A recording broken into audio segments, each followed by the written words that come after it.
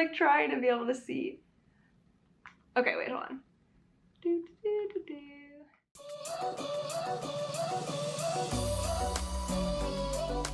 Hey everyone, it's Natalie, also known as Knitty Natty. Welcome to episode 169 of the Love in Stitches podcast. Today is Tuesday, February 14th, so happy late Valentine's Day to everyone. I know that this holiday can cause some feelings, so I just hope that you are working on the most important relationship, which is the one with yourself. Get yourself a nice little treat if you haven't already. I'm thinking about maybe I need some cookies later today. But anyway, I am enjoying this beautiful sunny weather here in New York City. I think like a lot of places here in the Northeast, we're getting like a really rare week of warmer weather, which has been really nice, and I'm enjoying the sun. That being said, I am definitely feeling a little bit run down from a very fun-filled but social weekend, and I am not quite caught up on sleep yet. So if you can see that in the podcast today, just bear with me. I did think like, okay, I'm gonna go ahead and like change out of my like t-shirt and big oversized sweatshirt into something cute to lift my spirits and help give me the energy. So I have put on sort of a Valentine's Day appropriate outfit together here. So this is my prismatic sweater, which I knit last year from February to April of 2022. It is by Wool and Pine Designs. I think I made it a teensy bit too big, but I really do like it. It's a lovely little t-shirt. This is a great way to use up like large leftovers of yarn, because I didn't use a full skein, definitely a large amount, but you could also play with different colors here in the yoke, which would be really fun. I also have my Sweetheart socks on, which is a pattern I designed last year. It's hard to see from far away, but there's different motifs of like lovely little sweet love and candy things, and it is out of Moonglow Yarn Company yarn. So I decided I would just go full out on the Valentine's Day stuff this year. Okay, in this episode, I have a finished object to share with you. I have sort of a new project that I started, a couple of things I'm going to share kind of like behind the scenes of Vogue Knitting Live, and of course, as always, lots of questions to answer. You guys always ask amazing questions. So with that being said, let's dive right in to the first project. Toaster has decided to join me today, so he's over there in the blanket that I finished last month. So I'm gonna need that blanket from him later because there was a question about it that I'm going to answer. But first up, I have a finished object. I really wanted to get this project done in the month of February, so I'm really excited that it's done. And I also kind of thought I would get it done over the weekend because it's a simple project and I was gonna have a lot of time to just sit and knit. I got it done so much faster than I planned though, and then I kind of was put in the predicament of not having any simple knitting with me. So that was really kind of like an interesting consequence, if you will, of like not having so many projects on the go. So just sharing honestly with you the results of kind of this whittling down I've been doing of projects and stash and everything. Sometimes you run out of things. But anyway, let me show the project. Okay, so it doesn't look like much yet because I haven't actually even tried this on or put it together. But this is a Musselburgh by Isolde Teague. I started this back sometime last year when I just needed a really simple project to have like in reserves for like knitting like that I needed this weekend, or movie knitting, or Broadway show knitting, or just simple knitting when like all my other projects are in a fussy spot and I don't want to do that. So I cast on this Musselburgh hat out of Suburban Stitcher sock yarn in the color Reunited, which it was her fall 2022 show colorway. So I got this skein when I was at DFW Fiberfest in September of last year. Now I'm done with it, so I don't need that label anymore. My goal was to use up as much of this yarn as possible, and I've been making Musselburgh hats, like I made several last year, so I had a pretty good idea of how far I could push things before I ended up this hat. So let me talk through the construction of it. So you cast on at one crown and you increase. You can see the increase spots here. I chose to modify mine and do a 1x1 ribbing on the majority of this hat, but the original pattern is just in stockinette, and it can be done in many, many weights, not just fingering weight. It's such a good pattern.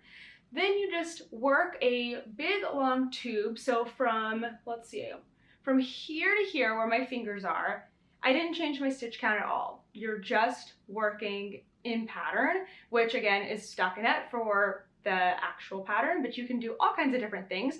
So you can see that mine is rib for like 3/4 of the hat. It changes right here into stockinette, and then after you're done with your length, you kind of want to have a length depending on, of course, the size of the head that you're fitting, and then what you want the hat to do. Do you want it to slouch? Do you want it to roll up? Do you want it to do both?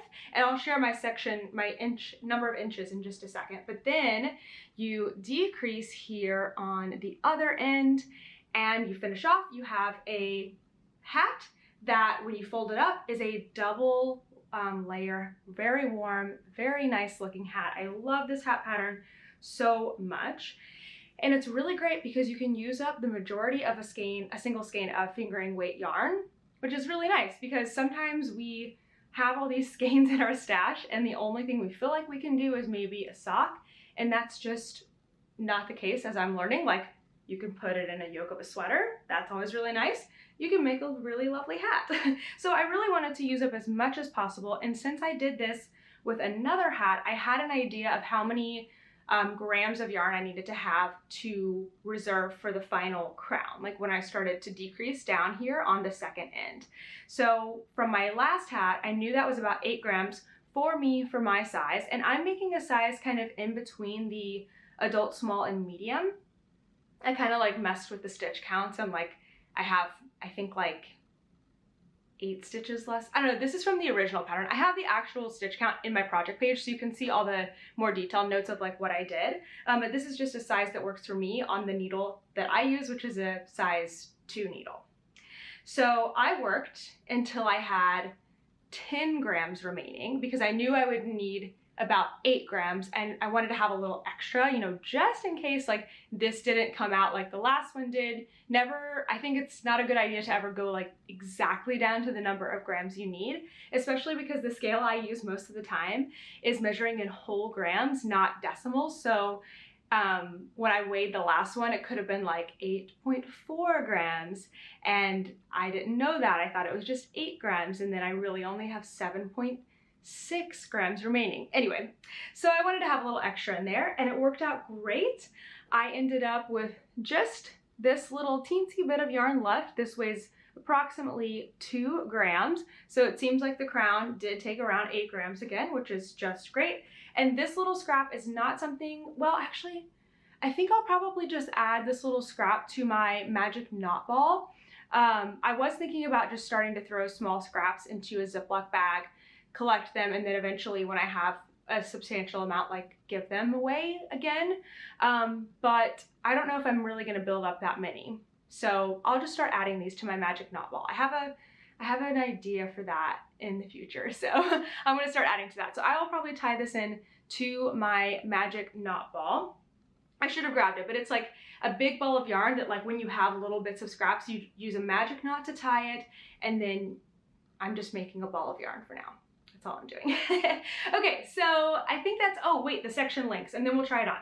So from when the increases stopped to when the decreases started, so the whole section that's just a tube and didn't change stitch count is approximately 19 inches.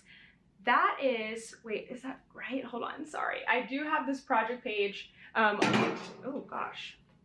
So many loud noises. It's all my coffee cups and stuff. I do have this project page linked so that you can see exactly which muscle burrow, and I'm trying to be really good about like keeping notes about what I did with each one. So if I ever want to recreate or tweak things, I can do that. And then also if you want to try to make a hat in a similar way, you can try it too. So let's see. Yeah, I think it is 19 inches. So between crowns, Yeah, 19 inches. So from increase point to decrease point, 19 inches, but that's without stretching the ribbing widthwise. So when ribbing stretches widthwise, it does lose length. So I'm gonna have to wear this for a while and then maybe remeasure it and see like how long do those segments actually end up, because you know, I think I have about 15 inches of ribbing, and then, oh no, that's not right. How long was this? Now I'm confusing myself. I guess I have about 14 inches of ribbing and 5 of stockinette, again, not including the crowns, but when I actually start to wear this, I'm guessing the ribbing will shrink by at least an inch or so, because it's going to take some of the length as it stretches to fit over my head. Whereas a stockinette doesn't do that as much. I mean, you can see it visibly, how it kind of looks like a bobblehead thing on here. So yeah, I'll have to update once I'm done. But I did put in the segment links before and after blocking. They changed slightly. And then total from crown to crown is 25 inches. So let's stop talking numbers and you can go into the project page to see those more solidly. Sorry, I know that wasn't like the clearest instructions ever, but let's see how it turned out. I haven't tried it on yet. I have blocked it, so it's relaxed. So what we're gonna do, especially the first time you wear a muscle burrow, it's kind of like funny and awkward. It doesn't always look the greatest, I will say, the very first time you put it on. The last one of these I finished, I put on and I was like, I don't like it. And then I wore it for a little while, it kind of stretched and eased out and looked so good. So you know, estimate the middle here. I guess it's gonna be like right here. And then separate the fabric. So the tube is separated. And then we're gonna work to tuck one end inside the other. Again, it's very awkward for the first few times, but as you start to wear it, it really gets like a fold in it where the exact middle is. So the trick that I've learned is I've put one crown to touch the other crown inside here. Then I'm just gonna flip the whole thing the other way and do the same thing and just kind of like let the two pieces kind of settle into each other like so. You know, maybe flip it back and forth a few times and let's see what we've got here. Okay, so let me flip it back the other way. On this side, this half, I have all 1 by 1 ribbing. The crown is 1 by 1 ribbing. The whole body of the hat is 1 by 1 ribbing. When I flip the hat up, 1 by 1 ribbing. Good, that's what I wanted. When I flip the hat to the other half, it's a little different. I've got stockinette at the crown. I've got ribbing at the bottom. When I flip the hat up, I've got ribbing at the bottom and stockinette at the top. Ooh, I really like how this is coming out. Okay, so this was an experiment that I did with this hat to make it a little bit different from my others. I feel like it's so fun to take the basic like layout of this pattern and then change it up. I've seen so many fun things that people have done. Actually, one of the most recent things, before I try this on, that I saw was somebody did ribbing like just in the middle. So I think they wanted 3 inches of ribbing on each side. So they did 6 total inches and they changed the color in the middle. So half the hat, let's just say, was red. The last 3 inches of red was rib. And then they did a purl bump to like divide because they were doing it directly in half, whereas mine's like 3/4, 1/4. And then they did like, let's say blue, 3 inches of ribbing and then the rest stockinette. So it was 2 hats with just ribbing on the bottom, a blue and a red, which I think is so fun. Okay, so let me put it back inside out. Trying to think now how that hat that's split in half would, like the brim would be a different color. I don't know. Like I said, you kind of have to mess around with it a little bit. Now this hat I also did super long, not just to use up the yarn, but because I found that I really like my hats, my muscle burrow hat that I made that has a little bit of slouch and a fold up brim. And when you fold up the brim, you have 2 layers that fold up into 4 layers and it's just so warm and nice. Okay, let's try it on. It's like the moment of truth, right? I'm gonna go ahead and fold it up first. It looks so good. Oh my gosh, I'm hoping that it doesn't look goofy on, but I will say that giving it a little time to wear and stretch is possibly needed for the rib. Okay, so here we go. Here is the ribbed side. So cozy. Oh my gosh. What do you think? I can't really see it because when I turn my head, I'm obviously not looking at the camera, but I think I like it. Let's look at the other side. So flipping so I can get the stockinette crown. This thing, so yeah, I was knitting on this all weekend, but, well, not all weekend. I thought I'd be knitting on it all weekend. It is a great take-along project. Oh, I love this.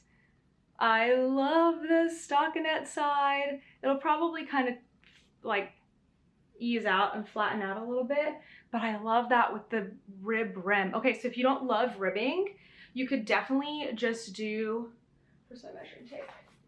Instead of doing like one whole side or 3/4 of it in rib, just that center part of the tube, maybe, let's see, how many inches is this? This is like, I'm like trying to be able to see. Okay, wait, hold on. Okay, let's just say 2.5 to 3 inches. You do that center 6 inches in rib so that you don't have to do the whole thing in rib, and you can get this stockinette and rib. I think that's a really cute idea. Maybe I'll do that on my next one. Always fun to try new things. And if you're trying to figure out like, well, how long do I make the hat? I feel like it's so much easier to play with the like segment lengths once you've knit one, which I know is not very helpful. So maybe take another hat that you have and like, let's say it doubles up and you like that, then you can just take that one hat and then double it in total, right? Because one hat, this is basically 2 hats in one. So if you like the length of one hat, how it rolls up, everything, if you just double it, then you can get a really good idea of what you need for your hat. So yeah, I'm really, really happy. I'm actually surprised. I like this, I think, with the stockinette and the rib more than I like the all over rib, but I think they're both super, super cute. So all my notes on this project are in the project page. If you do have questions on them, leave them on the project page. That's usually an easier place for me to find and answer questions specifically about projects because Ravelry notifies me, and I will do my best to answer everything that I can. I've put in a little bit of work this week into my citrine light sweater. Here it is. This is the Citrine Light by Emily Green. When we talk about the yarn, and we'll go back to talking details about the project. I'm actually detached from it right now because of where I am. So here's the yarn. It is Magpie dyed in the skein Fior di Latte. I am on my first skein. I've got 4 skeins total, and I'm gonna have to do a little bit of playing around to manage my yarn because I don't have quite enough yardage. Here is the yarn label, Magpie, and the colorway here, Fior di Latte. So I really like this yarn. It's like a really round, bouncy yarn. I originally got it in August of last year to make the Alpenglow. Oh, I just realized. There we go. Sorry about that. Could you see anything that we just did? Just in case. I think you could see the label, just not me. Okay. As a reminder, all my project pages are linked down below with the colorway names. So I got this yarn to do the Alpenglow, but when the yarn came in, it wasn't looking right with the other colors that I already had picked out that I felt very strongly about using. I ended up getting a different yarn, and then I had these 4 skeins left in my stash. Like, what should I do with them? So they kind of just sat around until November, and I finally found a project that I wanted to make. I cast the sweater on just to kind of, because I wanted to, and because I wanted to like have those skeins out of stash because I was working through my stash. Then I started another sweater, and it went, kind of fell off the priority list. So just last week, or 2 weeks ago, whenever I recorded last week's podcast, I ripped out what I had started, which was less than this, and restarted the sweater in a larger size. And I'm so happy that I did, because I can already just tell that it looks more correct for my body, you know? And also with the larger size, I'm making the second size in the pattern. I can't remember the bust circumference, but I want to say it's around 42 inches, and I have a bust of like anywhere from like 32 to 34, just depending on the day. But I was able to get, with the larger size, there's more of this rib, whereas like the last one, I think it was really short and you just didn't get as much of this beautiful rib detail. So I'm really happy with how the larger size is as far as how it's looking like it's gonna fit and how it's just looking in general. So I did a little bit of the back, well, actually more than a little bit, I guess. 2 inches maybe. I have my really cute little king cake marker in here. I don't remember where I got this from, but I always forget to use it during February for Mardi Gras, so I am going to be using it on this project for a little bit, for a little bit longer. So I finished up the back portion, just the top part of the back, and I put those stitches, then you leave them live, and I left them on the cord with the markers and everything, and I just put the little end caps that come, hold on, looks like this one is coming untwisted, there we go. I just put the little end caps that came with my interchangeable needles on here. So these stitches for the back are live and ready, rather than putting them on a waist yarn or anything like that. So finished that up yesterday, I think. And then I picked up for the left front. If you ever get confused about what's right and left, put it on your body and then figure out, like if your pattern says do the left first, figure out what it is, hold on to it or put a marker in it, and then pull it away from your body to actually work. Because sometimes it's like playing Operation. I forget which one's like the left and right, you know, it just gets confusing. But you pick up, or no, we left stitches live. See, I have all these stitches live on waist yarn. So grab those stitches and I worked through the left front. So now that portion that needs to be worked flat is done. And then I just this morning, I grabbed the stitches that I need for the right front and I'll work that. And then my guess, I haven't looked far enough ahead in the pattern, but you can kind of see here that this left front, we've started to add stitches to kind of come across that gap that's in between the front and the back. We'll add stitches here, and my guess is we will connect, and then we'll work the front to be the same length here as the back. And something that I do now, based on experience, is that anytime I am working like front and back pieces in a sweater, I like to place markers when things change. So when I was working the back, this marker indicates when I was finished with all of the short rows. This marker down here is showing me when I was finished with something, it's called the traveling stitch pattern. A lot of times in patterns, you'll have like, you're doing X stitch pattern, and then once you finish that, you just continue to a certain number of inches. And that's what it was in this pattern. So I finished the stitch pattern, and then I just continued repeating the same thing until I reached my armhole depth. So I marked that. So now I know when I'm working the front, as long as it's like a similar stitch pattern and everything, that when I finish the short rows, I'd probably be in about the same space. And then when I finish this traveling stitch pattern, I know that for the back, I had 8 additional rows to reach that length. And then that will probably be the same in the front. Of course, I'll check just to see if everything works out the same. And then of course I can compare the two. I just rather would have the same number of rows on the front and the back than like guess my measurements. It's a lot easier for me to count that way. So again, I just put markers in anytime something like changes between segments that I think will be mirrored on another part of the pattern.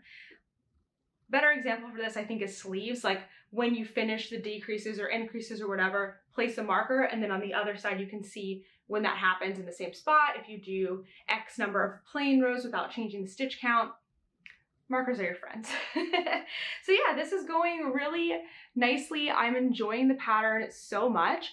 I am still probably going to change this pattern slightly.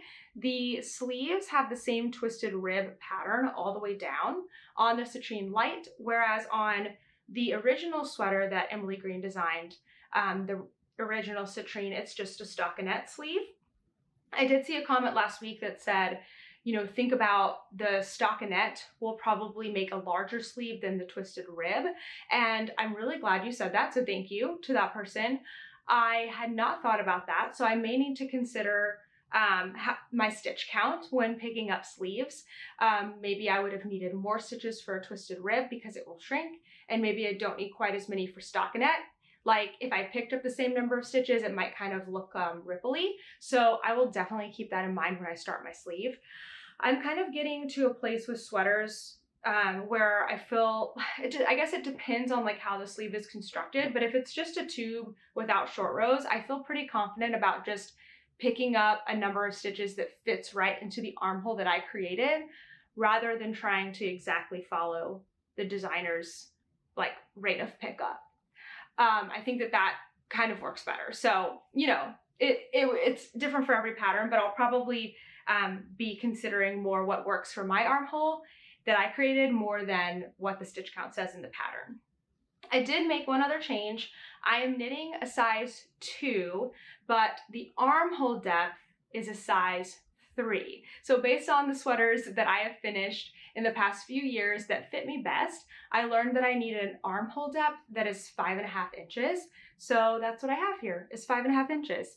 And it looks so much better than the last sweater that I was working on, where the armhole was like 4 inches in depth, which is very, very tiny. So we'll see how this all turns out. I'll keep you posted and updated, and hopefully have something that may even be a possibility to try on next week. The last thing that I have worked on this week, well, actually, I've worked on one more thing, but we're gonna save that for a later segment. But my last like general work in progress is my blanket.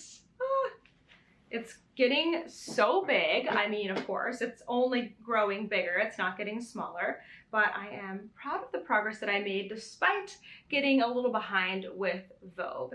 Okay, so let me show you where we are at. I did not mark, I haven't put any markers in this, so I don't know exactly where I was last week. I only know where I am now, but I am also feeling a little confused.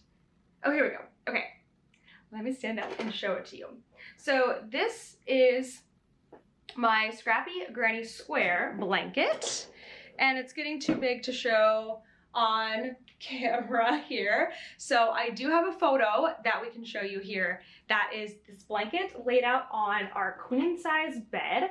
It's not the width of a queen size bed, but by the time I'm finished with adding rows, I think it will be pretty close to the length. I've got, these squares are anywhere from they're like 4 to 4.5 inches in width and height. And then I add this other row around it to join it. So I've got 8 squares across, and I will have 12 rows long. Right now, this is the length. I have 7 rows. Is that right? 1, 2, 3, 4, 5, 6, 7. I have 7 full rows joined completely. I stopped at the end of a joined row here to show you. I think, am I showing you the top? I think I'm showing you this like the wrong way. Where am I? Where am I actually? Here we go. I think this is it. No, it doesn't really matter. Right now it's like almost a perfect square because it's like 7 by 8, but the picture will show you everything and where it is and what is happening. But yeah, it's still a joy to work on. So I missed the days where I was going to Vogue.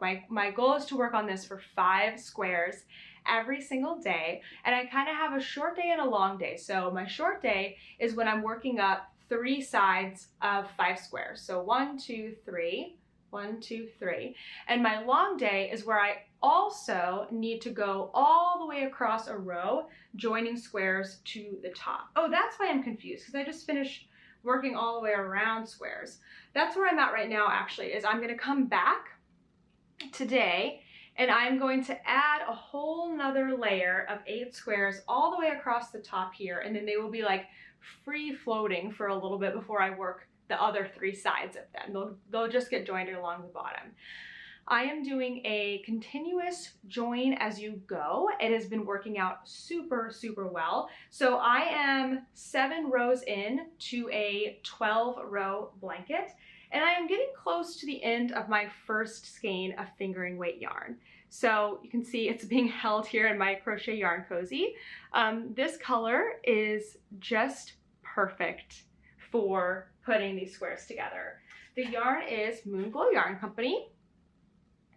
It is her 75-25 soft base in the colorway Cottonwood Breeze. I've got 3 skeins of this, though it's definitely looking like I probably won't need to get into that 3rd skein. I'm thinking that, you know, 6 rows would be halfway. I know I still need to work around one other side of the blanket, but I'm 7 rows in and I still have a little more. So my guess is I'm gonna be landing right around 2 skeins of yarn to join this whole thing together.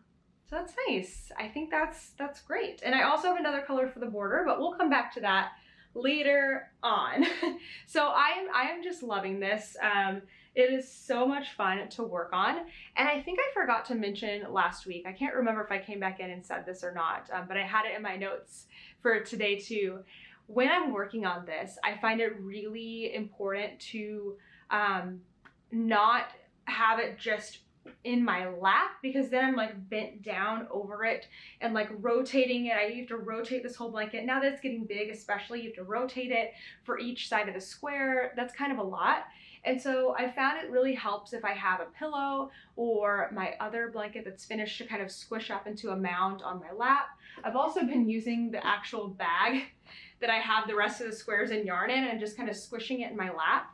So that way, the square that I am working on is right in front of me, not quite this high, but right in front of me, like where I can work at almost a 90-degree angle with my elbow. And I'm not having to hold any of the weight of the blanket. It's being supported either by my lap or the blanket or whatever I've stuffed into my lap to make sure it's held up. And that has made it so much more enjoyable. And another reason why I'm trying to spread things out and do 5-ish squares per day.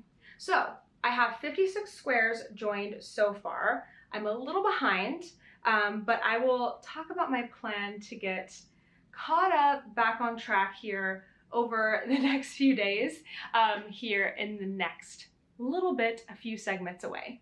Now, I didn't actually buy anything at Vogue Knitting Live this weekend. I know, I totally thought I would, but I just wasn't in the mood to shop. There's definitely projects that I have that are on like the upcoming things that I want to buy, and I got ideas while I was there, but nothing specifically in the marketplace called out to me that I was like, I need to get it at this moment. So I think this is just something that has been developing for me over the last couple of years. And it was an interesting experience to just not even really feel that pull to like have to buy something. There was one thing I wanted to get that I was too slow on and they sold out of it. Jessie from Yarn Over New York paints these amazing sock blanks, and there's one that has a rainbow and the Statue of Liberty and I think like the skyline, and by the time I came back around, it was on Sunday, like at the very end, to actually get one, they were all sold out.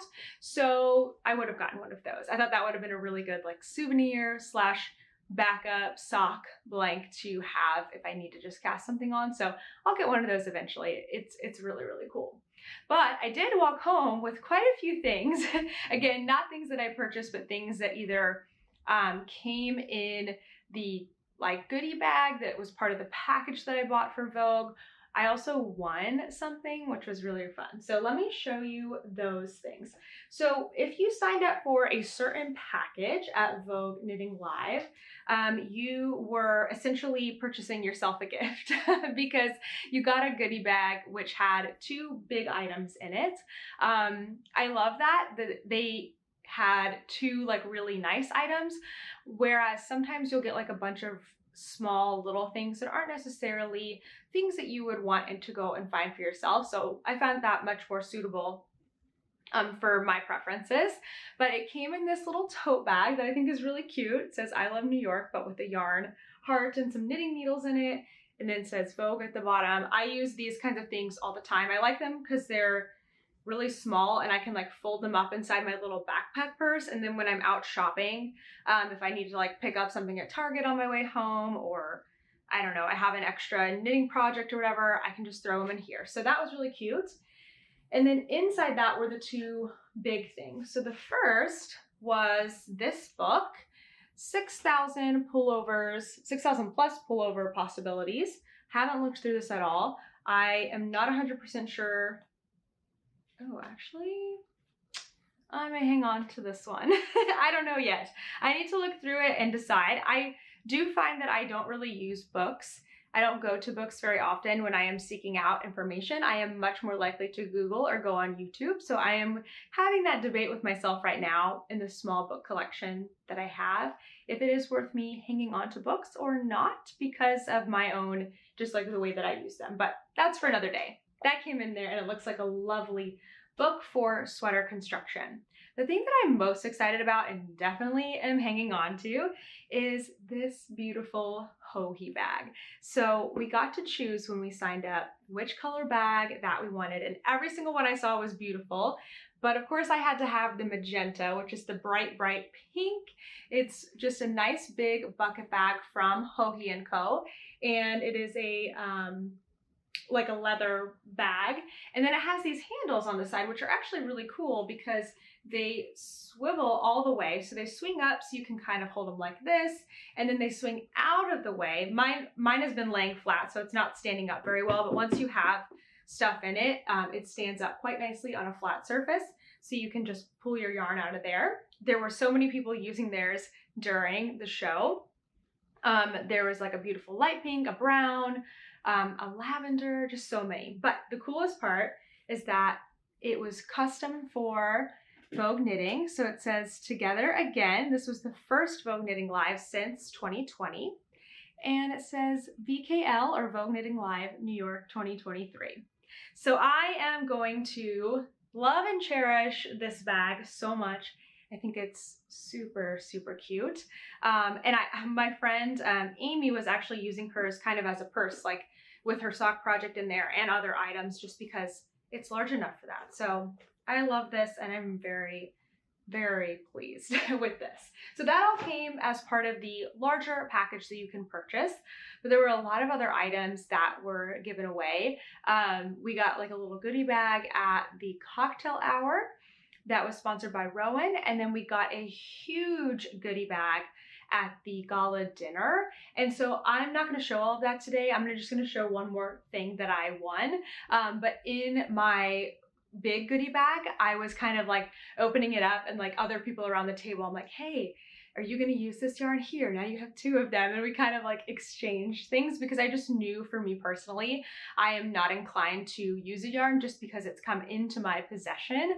I am wanting to be stashless because I want to only use the things that are bringing me the most joy, that I'm the most excited about. I just find that I am more likely to use something if I go and pick it out myself. Think about me how you will, but I know myself that way, and it's so much better for me to, like, if I get something and I know I'm not going to use it, to go ahead and give that to somebody else that is excited about it and going to use it, than just bring it back here and store it for a while and like feel guilty about it. So some of those things have already left my possession, but I do have quite a few beautiful items, patterns and yarns that I'm going to be putting together in a little giveaway package, and I will give it away next week in the podcast. I'm going to kind of think of this as like my 30,000 subscriber giveaway, because that has happened in the last 2 weeks. So thank you for that, and look for the giveaway in next week's podcast. But there was one other thing that I actually won. So at these cocktail hours and dinners, they were seated things, and there was what are they called, centerpieces.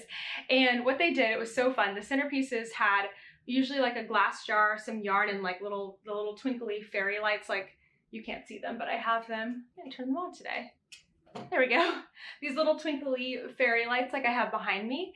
And the way that they would give those away at the end of the cocktail hour and the dinner is somebody randomly, one of the seats at the table would have a little card that said winner on it.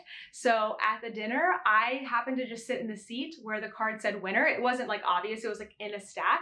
And so I got to take home the beautiful centerpiece. And in the centerpiece was this book, Vogue Knitting, The Ultimate Stitch Dictionary.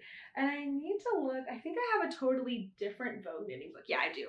So this is one that I think would be really great for designing and everything. So I'm very excited to look through this one and see if this one will remain in my library or not. It's extremely heavy, but it looks like a beautiful book. So I'm excited about that. And then there was also some La Bien Aimée yarn. So it was this nice pinky color. Hang on. And it is cashmerino, 75% merino, 15% cashmere, and 10% nylon. It looks like it is a color that only came to Vogue, happy accident. So maybe, I don't know, we didn't hear the story behind that, but that's really cool. It's a unique skein. There was also a little washi tape that says La Bien Aimée on it, which is cute. And then there's these little things called knitting cards where you can take your little like project notes on here, which I think is really fun. And so this will definitely be part of the prize package because this is not something that I do. I'm a digital girl, so if this looks interesting to you, come back next week. I will have a little prize package put together and have some of these things plus the other items from my goodie bag in there. So that was really fun. I just wanted to share with you a few of those things that came into my possession this week. Oh, there was one more thing. Actually, this might be the thing that was the coolest. I met a viewer and they were so sweet. They were making project bags for the different like podcasters and people that they love and watch, and they gave me this bag, like specifically this one for me. And I love this fabric so much, and they were like, I thought you would. They know me so well. So thank you so much for this gorgeous project bag. It's a lovely little box bottom, perfect size drawstring bag that will be like so great for socks and different things. So I was really excited to get that too. So that was a really fun, fun Vogue Knitting Live where I came home with lots of things without shopping at all. Let's dive into some questions. If you have a question for me at all during this podcast, make sure to leave a comment down below, but at the front of it, put #question, and then I'll know to go through and look for it and either try to answer it via a comment or I may answer it in next week's podcast. Our first question today comes from Suzanne. For your granny stripe blanket, did you only change colors at the start of a new row or mid-row? I'm tempted to just go until my current scrap runs out, but I'm not sure how that would look. Love your newest boxy. Thank you so much. So for my granny stripe blanket, which you know what? I feel bad, but let's steal it from Toaster. Can we take that blanket really quickly, buddy? I just need it as a little example. Can I have it real quick? Oh, come here. Come here. You wanna come right here? Why don't you come be in the podcast? So bitter. I'll give it back to him in a second. So for mine, I only started a new color at the beginning of a row. So for the most part, I did now it smells like a dog. I did 2-row stripes. So I would join the new color on one side, I would work across and then back, cut the color, and join the next color. I wove in my ends as I went, so I never had more than like one end hanging out at a time. There was also a few sections where I did 1-row stripes. Actually right here, these are all 1-row stripes. And that was because I didn't have enough yarn to do 2 rows from about here to here. You can see that. think that looks really, really nice too. I knew that I needed about 7 grams to make it one pass, so one row across, or 14 grams if I wanted to do a 2-row stripe, which was my goal for most of the blanket. So I would only use scraps that had at least 8 grams for one row or at least 16 grams for 2 rows. So I had that little bit of extra insurance just in case things didn't pan out. But I will say I have seen people that don't wait till the end of a row or beginning of a row to change colors. Instead, they might use one of those magic balls and just go until they reach, like, they just continuously join. So if they start a new color in the middle of the row, fine. If they start a new color like after 4 inches, fine. And I think it looks good too. So it just depends on the look that you're going for. I think that the more random things are, the better. So I would just be cautious of how big of a scrap you're using. Like if you use like a 20 gram scrap and then go and use like a 2 gram scrap, it might not look as great as like if most of your scraps are between 15 and 20 grams, so they're more balanced. I guess that's the opposite of what I just said. Random is better. I don't know. I think you just have to try it because I'm not really certain exactly how that will look, and everyone's will be a little bit different. So I wouldn't say don't do it, and especially it's nice to like just use up your entire scrap. You know who is doing this right now is Brianna, the Little Wolf Knits, but I don't know if she's currently working on hers or just did it during Advent.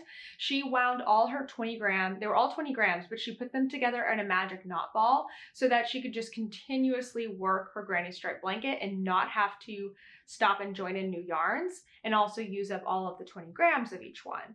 So maybe keep an eye on her blanket. That might be one to watch. You want this back, buddy? Thanks for letting us borrow it. Here you go.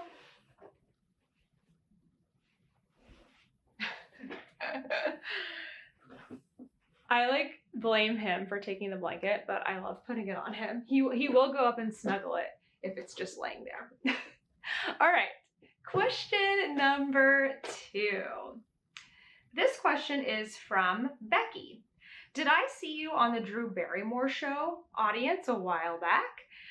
Yes, you did.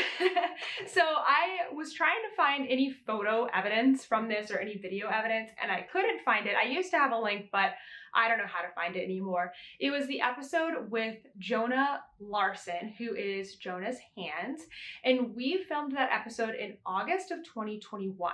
When I tried to figure out when the episode aired, I think it aired like a few months later, but the latest I've seen is that it aired like in September of 2022, so I don't really know.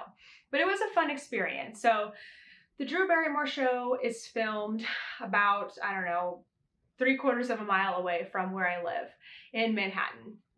And somehow one of the producers of the show, I guess, found my Instagram or my YouTube, and they were looking for people like locals that knit and crochet to come be part of the audience for that Jonah's Hands segment.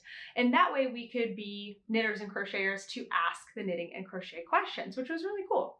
So I was like, yeah, I want to be a part of that. To this day, that's the only like show like that I've been to where they're filming while the audience is there. I really need to go to more. I would love to go to more. So that was a fun experience. But yeah, I that was me. I was in it. I feel like it was I was like nervous to sound good in asking the question, and I didn't really need to be. It was fun and casual and great. So yeah, it was I. Question number 3. So this is from Michelle. How do you store your tabletop yarn Swift? I just recently got one from Fiber Artist Supply Co. and I love it, but I need ideas on how to store it. So I'm not really going to be able to help answer this question, and this is why. My Swift is also from Fiber Artist Supply Co., but I got it so long ago that it is a different version. They don't make this one anymore, but they should. It's awesome. So my ball winder and Swift are both from Fiber Artist Supply Co. They're made in the USA and they are awesome, and they also have good customer service, and you can ask them questions and get help with the Swift doesn't usually need any help, but the winder and everything, they're really great. I couldn't recommend them more. So my Swift looks like this when it's broken down, which is so nice because it basically can fold into one long piece, which I then take and put in a, what is it called? Gift wrap? No, wrapping paper storage container. That big, tall, red thing with a lid that you put wrapping paper in. I put all of my filming equipment that has like long tubes and also this right into there and store it in my closet. Now, I say this knowing that they don't make this one anymore and that's not going to work for other tabletop Swifts. I believe the one they have now has a large square base and then it has these like crossbar type of things on top. So I'm not really sure how you would store that.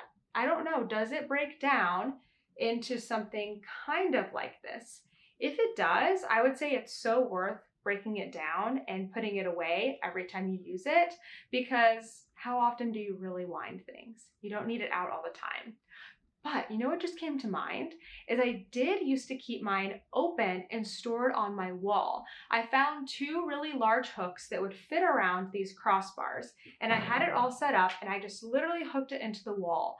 And it was kind of like storage and art because it was my yarn room. It felt like appropriate to be there, but that was really nice to keep it up and out of the way, but also set up and easy for me to grab whenever I needed it. So potentially, depending on the weight of the item and how it would have to be hooked, because you don't want to like destroy it while storing it vertically or anything, that could be possibly a solution that could work for you. So maybe play with that. And then of course, if anyone has any ideas that you have a similar type Swift, please share in the comments, because I love to be able to, even if I can't answer the question, maybe we can work together and answer that.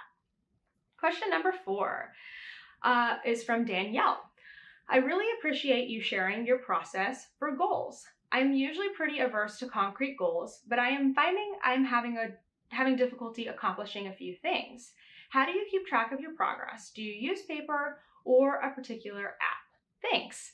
I love that I keep getting questions about goal setting and like organizing and things like that, because it's definitely a passion of mine that kind of works its way into my knitting and crochet. And I saw several different comments just saying and voicing appreciation for me sharing my processes, especially like the process with the boxy and working through that and everything. So thank you for appreciating them. So Danielle, I see that you're averse to concrete goals, and I think I have some solutions for you. And I totally understand that too. If you're having an adversity to a goal, there's a possibility that it's not the right one. So let's just leave that open for interpretation. But how do I keep track of my goals? It totally depends on what they are. I'm looking for my notebook here. So I think the best way to track things is a way that doesn't slow you down or keep you from doing the thing. If it's too complicated, it's not worth it. So you need to find something that is simple and doable and that's not going to discourage you from the actual thing that you're doing. So, okay, for example, one of my goals for this month is to do 5 squares a day on my granny stripe blanket. So let me show you how I'm tracking that. Let me find the page. Where are you? Taking me longer to find it than I thought, sorry. So I have this paper notebook that I put everything in, and it looks like this. I have a little pin thing on the front. I write business stuff on here. I write personal stuff on here. Sometimes I journal. Sometimes I write in my goals. It just depends on what I'm doing. And then I keep a little like table of contents here in the front. So I'm just gonna look at that really quickly so I can find my February stuff. Did I not write it in here? See, sometimes the best laid plans. Oh, here they are, February project plans. Natalie, did we really not put that in there? I really didn't put it in my table of contents. I need to add that. Okay, so here is my February stuff. So when I'm tracking something that is going to be very broken down, I a lot of times do turn to paper. So 5 squares a day, I laid it out in terms of the dates, and then I broke it down. I'm not sure if that's focusing. I broke it down by like, okay, I'm just gonna go ahead and write it down for myself. 30 squares, 35 squares, 40 squares, 45 squares. This is so easy for me to just come in and tick off. And to be honest, sometimes I don't even go into it every day and actually tick it off. I just have already decided in my head it's 5 squares a day, and I just know it. I don't always have to go in and actually track it. So that's for something that's very like straightforward and like you can break down. That's a pretty easy one. But what about if it's something that's a little more like vague, like a big project? Trying to think of something that I'm doing right now. Like I have a goal to design. That's a little more vague. I don't have a set number of things I want to design. I just want to kind of design more. So I had to get more specific about what I needed to do. And I landed on setting aside 2 hours a week in 1 hour segments that I would block off on my calendar and work on designing.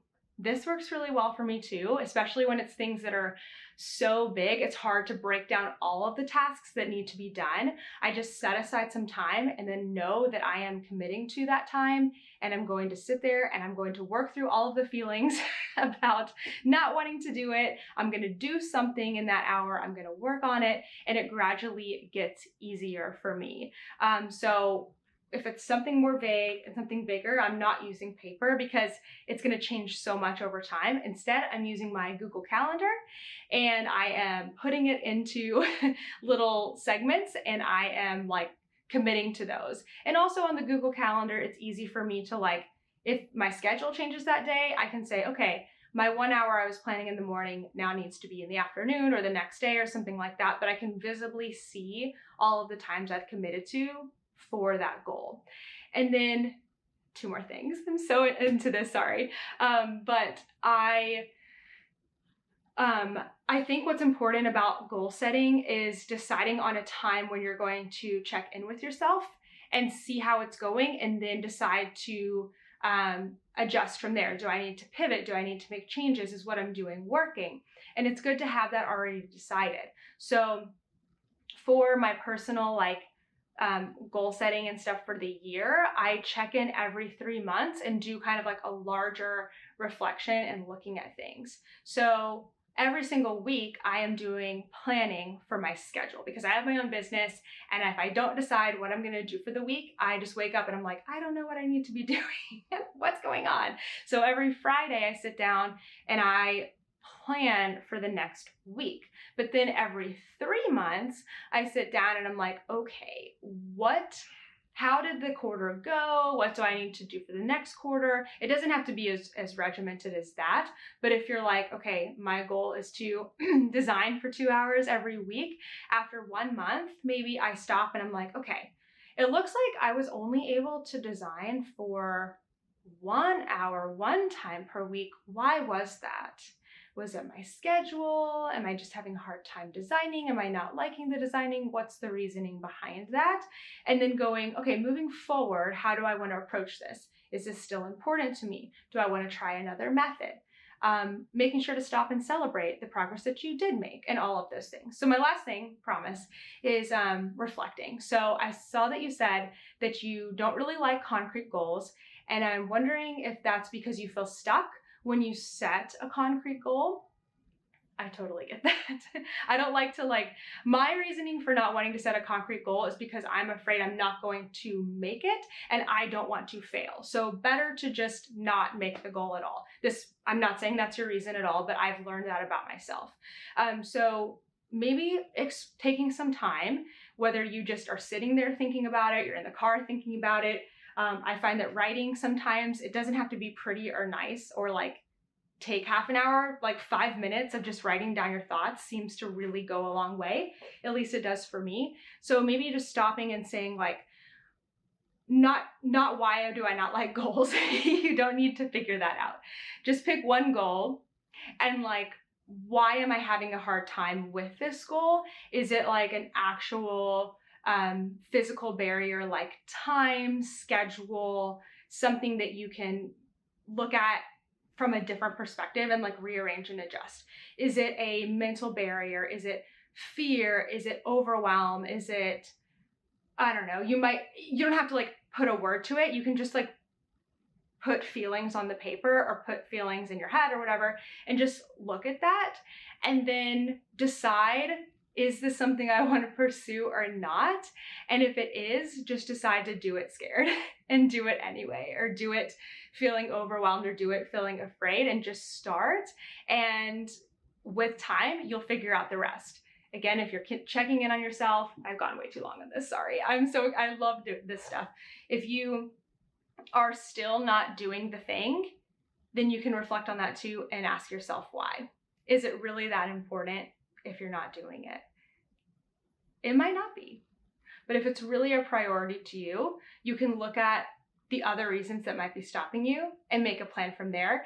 And oh yeah, concrete goals, they're just a starting point. You can change your mind and change your direction at any time.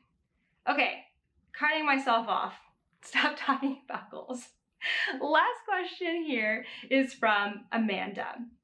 How are you liking your lantern moon needles so far? I recently purchased a small set myself and had to immediately purchase the US 4 and a few more swivel cords.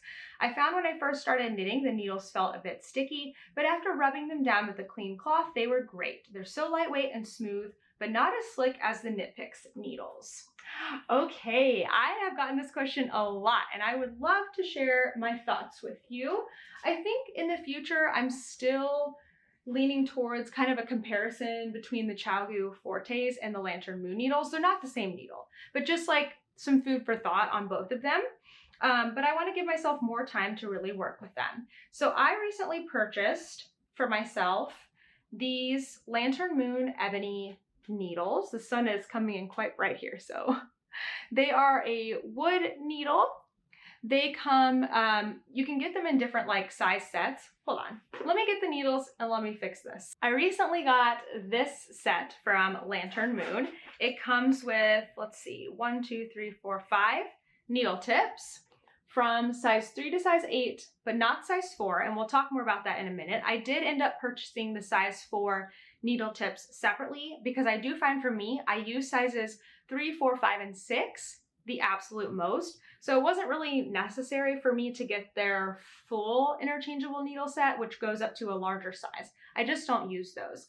It also came with both fixed cords and swivel cords. I haven't used the fixed yet. I am using the swivel currently on my citrine light. Oh, I already pulled it out. Okay, so I love, you can't really super tell, but these will swivel. I love that they swivel. Even working flat, I'm finding that this is really nice, that I don't have to like sometimes move around my whole needle and cord when it gets kind of twisted. They also have that really nice like corded metal, whatever. They're like ChiaoGoo's cord. It's great. I love it. I love the swivel. I love the needle. I'm a wooden needle girl. That's just my preference. So I really am liking these needles. I think they're smooth. I think they're great. They're not very pointy on the end. They're pointy enough, but I would say for some knitters and for some projects, they might not be exactly what you will want or need. So I think they're great. There's a couple things that I would say could be changed, but overall, like the needles themselves, I'm liking these more than the Fortes. And I think it's more because I like wooden needles than anything else. I think they're nice and smooth, they're hard enough, and they're just working really, really great for this project. So for me, personally, I would say like at least a 9 out of 10. I am liking them more than my Knit Picks needles for sure. I had the Knit Picks wooden needles for, I mean, more than 10 years. And the thing about those is that they have that rubberized cord that just isn't very flexible. It's not good for magic loop. So this is a much needed upgrade for me, and I'm really liking them. And when you can get a small set, I think this was $97. That's not a cheap thing, but it's not a hefty investment like getting a big, large set of needles. So I think very doable. And you can always find the fixed needles to test out new needles first. So speaking of, I have a little kickback, a little bonus from your comments that have helped me, and I want to share that information with you. This is so fun. This happened last week too, but this week it's about the Lantern Moon needles. So I mentioned that the needle set that I got is sizes 3 through 8, but not 4. And that someone had mentioned to me that in Asian cultures, the number 4 is unlucky, and that's why it is not included in this small set. But I've also heard that the size 4 was one that was used less. And so for some reason, I guess they wanted to create a set of 5 needles, and like 3, 5, 6, 7, and 8 were used more. So unless we hear from the people who make these, I don't know if we're going to know exactly the reason why size 4 is not included in this Lantern Moon set. You can buy the size 4 needle tips. They do make them. But I got some great and informative comments from you all that kind of just affirmed the that reference to the Eastern culture. And so I got comments about Japan, about China, about Vietnam, that the number 4 is often skipped over, maybe in a building, like the elevator won't have 4, or like the building itself won't have a floor 4. It's often skipped over. That items are not sold in sets of 4. So they may have 3, they may have 5, but they will not have 4, because the number 4 is, I don't know if unlucky is the right word, and continue to share information on this because I'm sharing something that I'm not super familiar with, but I'm gathering information that has been shared with me. But that the number 4 in Chinese, and I don't know if that's Mandarin or Cantonese or both, but that the number 4 is close to the same word. The word 4 is close to the word for death. And so they sound very similar. And so that's why the number 4 is not commonly used. Lantern Moon is a company, oh gosh, where are they based? I'm not 100% sure what country they are based in, or like were originated from, or anything like that.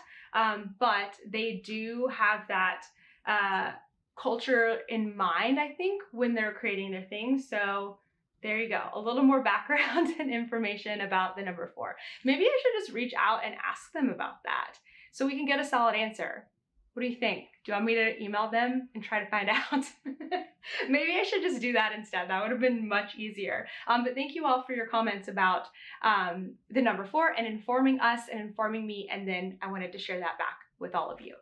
Okay, if you have any questions for me, either from today's podcast or something that you've been wondering, just leave a comment down below, #question at the front of it, and I will look out for it and maybe answer it in next week's podcast.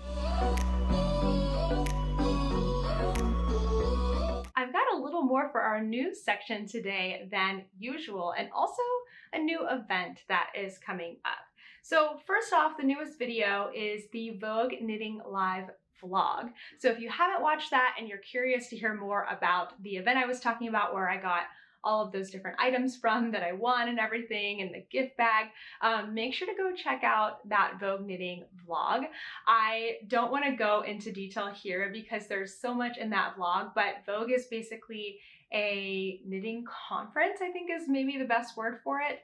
Classes, events, a marketplace, and it took place 15-minute walk from me here in New York City. I can like see it now, and it was my first time going, the first one since 2020, and it was wonderful. I got to meet so many people in person, see so many people again, and it was just great. So we filmed that video vlog style and tried to include, sorry, I'm trying to get comfortable here, tried to include as much information about the show as possible. So whether you're just wanting to like get a sense of what it is and like enjoy through through your screen, or if you're thinking about going to the event in the future and want to see more about what's involved in it, you can hopefully get a sense of everything from that video. So I hope you enjoy that one. Up for next week's video, I'm going to be refilming an old video that I had called Essential Tools for Knitters and Crocheters. I want to refilm it because it's been a few years since I filmed that one, and the tools that I use have changed. I kind of want to do like a what's in my notions bag / tools kind of thing. So it'll be interesting to share. It'll probably be also from like a minimalist perspective, like what is essential to have, what do you need? I haven't put together all of the notes for that yet, so just be on the lookout for that video coming next week. Okay, upcoming events. The next thing that is on my agenda for Knitting and Crochet is coming up very soon. It is the Knitting in the Hills retreat in Austin, Texas, which takes place March 2nd through the 5th. It's not directly in Austin, it's like a little bit outside of Austin at the Lakeway Resort, but I am going to be there. This will be my second time going to Knitting in the Hills, which is put on by the local yarn store, Hill Country Weavers. An amazing shop. I haven't seen them since they moved to their new location, so I'm excited to go visit hopefully while I'm there too. So it's going to be really fun. It's a little bit like Vogue in the sense that there's classes and things, but it's a smaller event where it's much more intimate and it's a retreat.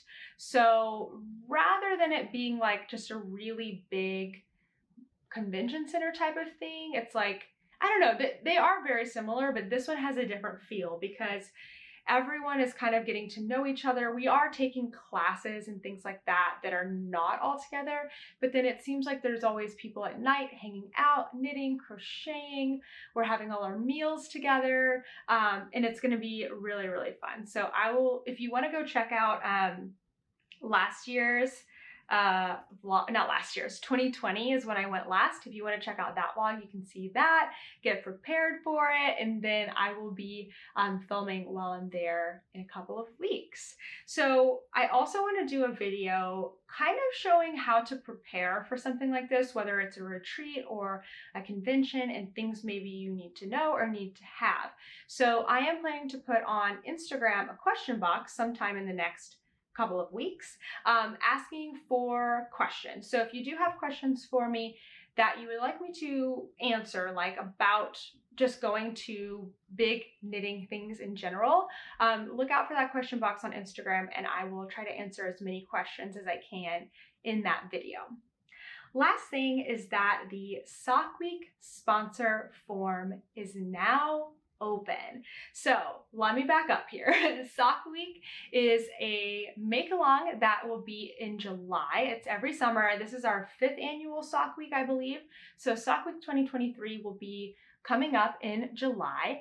And for each Sock Week, I look for yarn dyers, bag makers, stitch marker makers, and beyond. If you make something that is adjacent to knitting and crocheting, I look for makers who will make exclusive items that will be sponsoring the make along. And I am doing things a little different this year and asking for those makers to apply.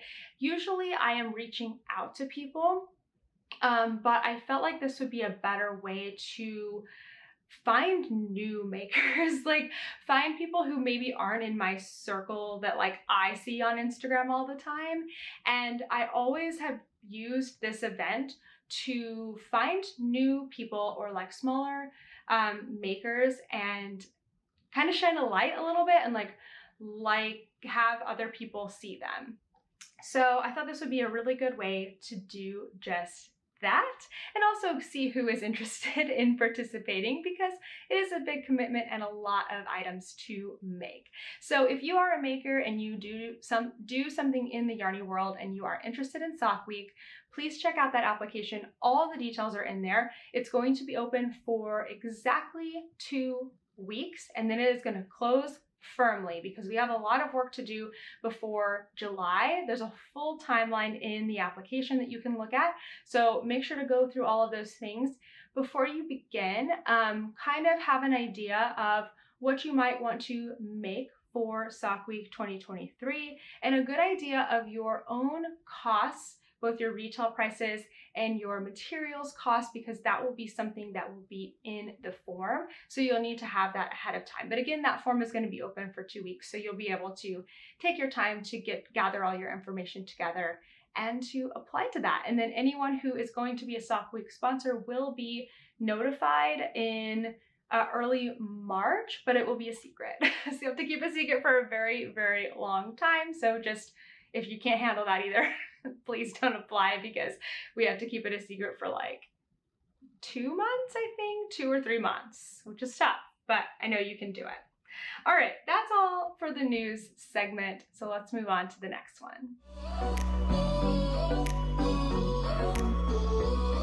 I know I've already mentioned this a few times, but Vogue is really the biggest chunk of the last week in my mind. I am still like so sleepy from those early days and late nights and just being social and everything, but it was a whole lot of fun. I really, really enjoyed it and would definitely go back to Vogue. So on Thursday through Sunday, pretty much that's what we were doing. But on Thursday night, oh, actually, you know what? I wanted to share one picture here because I don't want to share too much because I know you may have already seen the vlog, but my favorite photo from that weekend is my friend Amy and I wearing our matching boxies. You saw the boxy in last week's podcast that I just finished. We have the same colors and the same pattern, and we got to take a picture with the designer Joji Locatelli after taking her class. There's also our other friend Amy in this photo and Vera Valimaki, who is an amazing designer too. Joji and Vera were teaching the class together. So this is probably my favorite picture from the weekend, just because it's like I worked on that sweater and then we were so excited for the class, and then it was so much fun.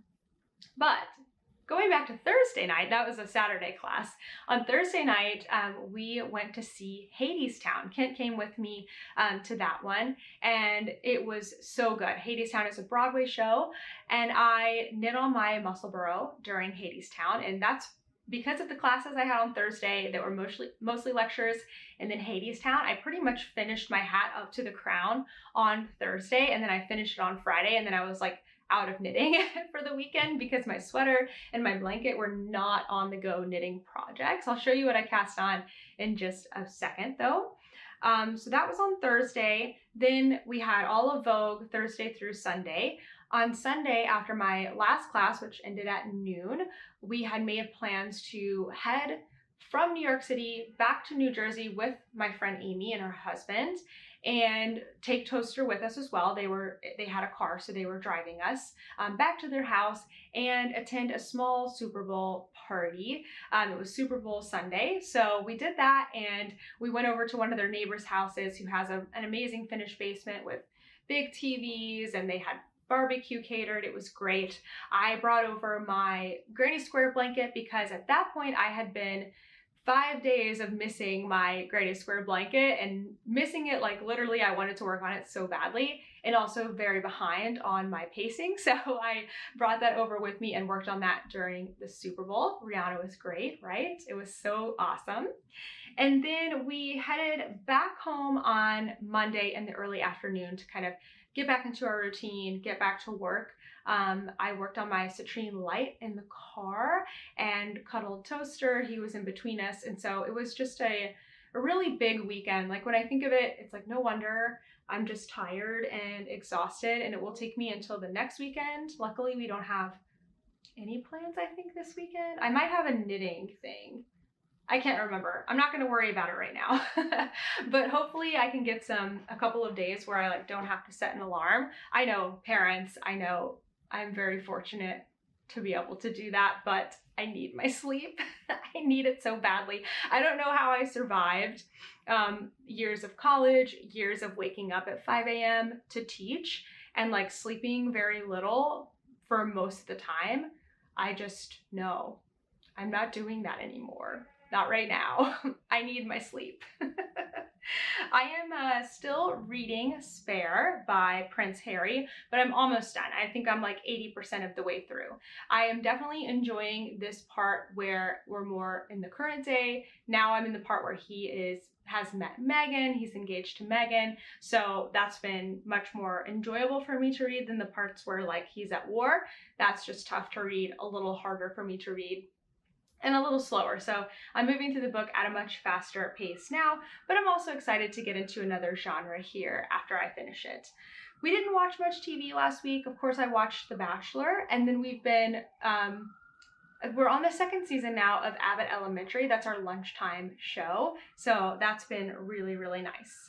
Okay, last thing here, let's talk about my February intention. So I have 3 kind of goals for February: a business goal, a personal goal, and a yarny goal. So let's start with the personal one. This one for February is to try 1 new restaurant per week. Kent and I have selected Wednesday as our day, so we kind of have a date night on Wednesdays. Last week, okay, so wait, first of all, I really intended this to be like try new restaurants in our neighborhood, not necessarily setting out to also try new cuisines, but the last 2 weeks, that's what has happened. We first tried Georgian food, which was awesome. And then this week we went to an Ethiopian restaurant, which I had never had Ethiopian food before. So now that we've had 2 weeks of like going to new restaurants and new cuisines, we want to continue doing that for next time. Okay, but let me tell you about the Ethiopian restaurant. This place is called the Queen of Sheba, and it was a nice small restaurant, like very New York style. And we were lucky enough to get sat at a traditional table. So I took a picture of what the one next to us, there was 2 of them, looks like. It's this large kind of basket style table, and it's domed, or I guess rather it's like a bowl, and then the food sat in the middle on like a large metal platter, and that was really cool. I think it just added to the experience, like the authenticity of everything. I don't remember what these tables were called, but we were looking them up in the restaurant to see like, were they just for decoration and like kind of cool with the vibe, or were they traditional and authentic to Ethiopia? And it turns out that this style of table is traditional, like an Ethiopian table setting. So that was really cool. That like added to the experience for sure. So we had an appetizer. We tried the sambusa, which is like a triangular phyllo dough stuffed with, you can get veggie, or we got the beef and spices and everything. These were pretty good. I will say that I think there's a lot of different cuisines that have something like this, and these were just okay to me. I'm sure there's some really, really good ones. I need like a lot of spice, like actually hot spice.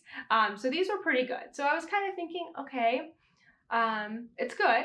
It's not amazing. But then we had our main meal, and oh my gosh, it was so good.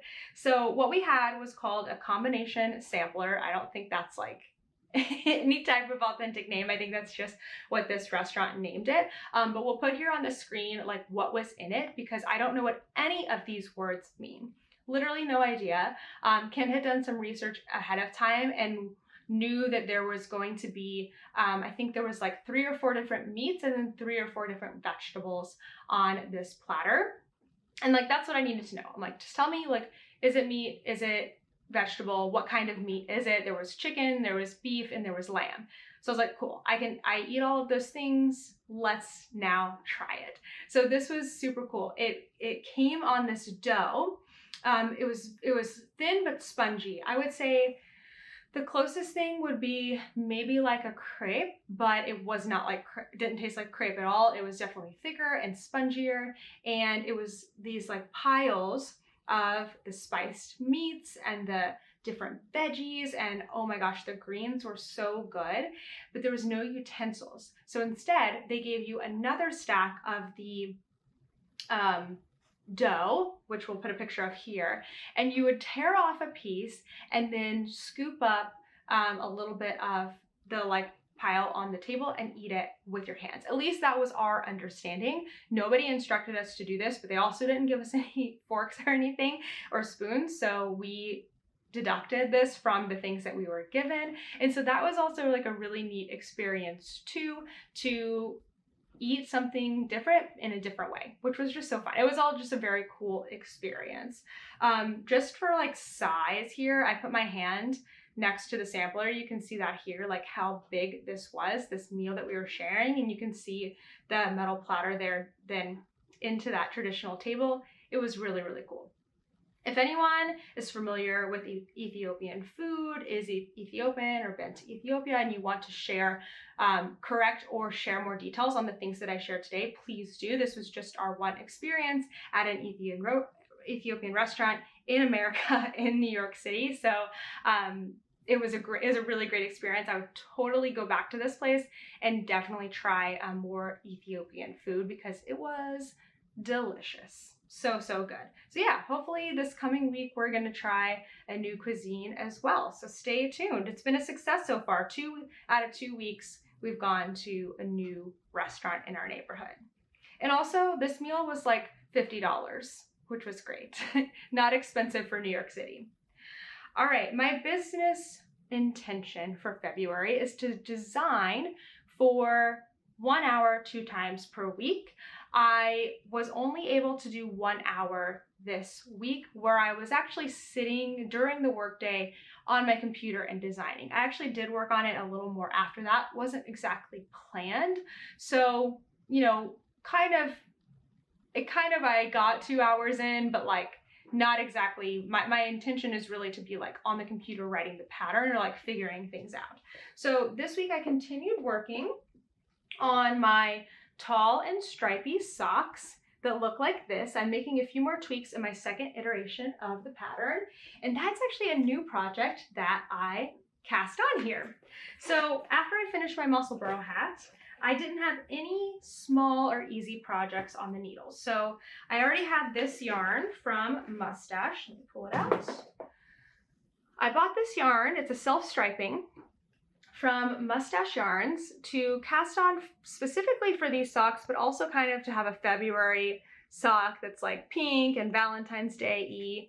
It is called Midnight with You. There we go, Midnight with You. And it is a self-striping that has this bluey gray and then 6 shades of pink. So it goes from this darker pink and is a gradient, down to this where it's like almost white, very light pink, which is super, super pretty. So I started these after I finished my hat. So I had something to work on during my lecture style classes, and I was working and working away, and then I looked down and I'm like, something doesn't really look right. I don't know if you can tell so much, but the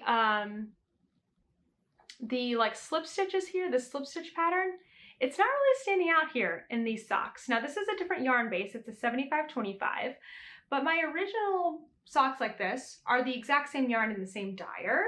It's just a different color. And so I was kind of disappointed. I'm like, this isn't really standing out nicely. So what I did is you can see I have a little purl ridge in here, and I decided to try a different rate of slip stitches. And I didn't get very far. I only did that. You can't even really see. The sun is kind of making things hard. So I decided to try that. And I'm not really sure I like that either. So I have, and you can see, where's the other socks? You can see that slip stitch like texture so much better on these socks. I don't really know why it's not showing up so well on here. I think it's the yarn base. This is an 80/20, I believe. And this is 75/25, which is thinner. And so I've ordered a smaller needle. I'm on a 1, I ordered a 0, and it should come in any day now. And I'm going to continue, and I'm going to test the 0 and see if it changes anything.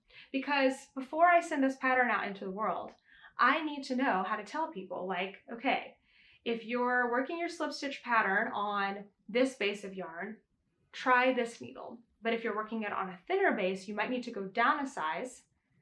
You'll have a smaller gauge, you'll need to change your stitch count. I need to know all of these things. So I'm actually glad that this has happened and that I get to test it out. I don't know, is it the yarn? Is it the fiber? Is it the color? TBD. So that's my design work this week. So I actually did quite a bit on this sock, but I'm not really considering it a project right now because I think a lot of it's going to get ripped back. So that's why I didn't want to include it in the project section, even though I did work on it quite a bit this week. So I would consider it a successful week because I learned a lot about my sock pattern. The last thing is my yarny goal, which is to work 5 squares on my blanket per day. And I am behind on this one, but not to worry, I have a plan. The best thing about having my goals and having them laid out is that when things aren't going like how I thought, it's much easier to pivot and adjust than it is to totally come up with something new, if that makes sense. So since I've already laid out 5 squares per day, I can much more easily look at it and say, okay, well, what would it take for me to catch up? Does that make sense? Or should I adjust my deadline? And it's just so much easier when it's all laid out. So I have, today is February 14th, which I can find out how many squares I need to have finished by the end of today by multiplying 14 times 5. I think that gives me like 70 or something like that. I don't know, 75. It doesn't really matter. I figured out my math in a different way. So where I am at, I have just crossed off here the 55. I've actually worked 56 squares because I just finished off a row and my rows are 8 squares. So I multiples of 8. So where I really need to be is down here, like right there. I need to be at the end of the day, I need to be at 70. So I'm about 14 squares behind at the end of the day today. I'm at 9 squares behind today, right now, because I haven't done my 5 yet for today. So if I were to catch up today, I'd need to do 14, but that's too many. I know that's too many for me. So I've made a different plan. Instead of doing 5 squares per day for the next 3 days, I am going to work 8 squares per day. And if I do 8 squares per day for the next 3 days, I will then be caught back up and I will just have to do 5 squares per day, 1, 2, 3, 4, for 4 days, and then I'm done. I'll be done joining them together. I think that's right. I don't know. I use this as a loose roadmap for myself, and I kind of then work with what's actually happening in my week to like get as close as I can to those goals. So technically I'm behind, but I'm not worried about it. I'm gonna work a little more than 5 for the next few days, catch back up, continue on my path, and then I will be done. So it's all good. I'm feeling great about it, and I am happy with my pace. And more than that, I'm enjoying the project so much.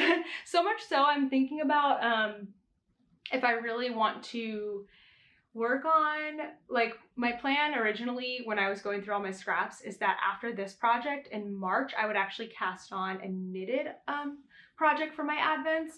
But I'm like, maybe I just want to keep crocheting because I'm loving it so much. And I do have a crochet project, so I may change my mind. I don't know yet. That's for future Natalie to decide. All right, that is everything. Thanks again for sticking around for another super long podcast episode. You're the best, and I will see you in the next one. Bye.